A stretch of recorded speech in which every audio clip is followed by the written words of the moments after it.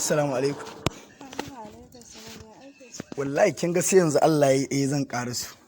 Na ce ma ka daina zuwa ofar gidanmu saboda ka san yayana shi matsala ce da shi in ka kira ni kawai ma haɗu a can. Ina manta da shi suwaye yan naki duk abokanan kannan mu ne fa. Ni dai ba na son ka ja min matsala shi dan masifa ne in ya zo ya dan masifa faɗa ki. Abba baki san waye ni bane ki je ki bincika wayewa na.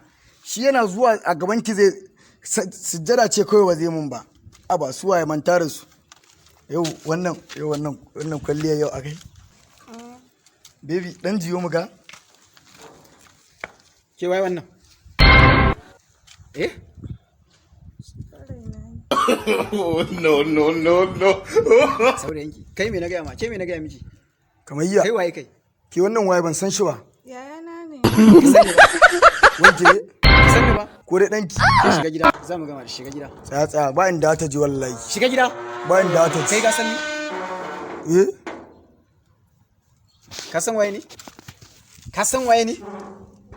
Dan girman Allah kai hakuri. Ka san waye ni? Dan Allah dan Annabi kamar rai. Ma rai. I wallahi. Kai zan maran.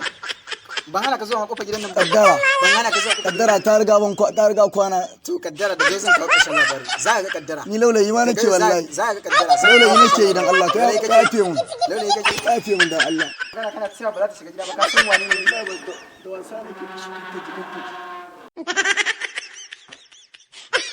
Baby daman matsoraci ne a kai. ba ai san ma da san kai kana taba ni sai ka da wallahi kai ka san wai Dama matsoraci ko ma ne kai. dukan shi zan haba ba hakuri ne ko ma ka bi Allah ba so ka rena ina son kai dan Allah ka hakuri haka kana son ta haka dan Allah ka kana marshi kunya haka kake son ta ba ka ne babanka wallahi ka babana wallahi Allah kai ka kiyaye Daman kai matsoraci ne. ba wani abu wallahi sai ka da kai ko ma kan da tuwanki a kan jikin nan ko ma Allah ka hakuri kamar rai ban so ta raina ne shi yasa nake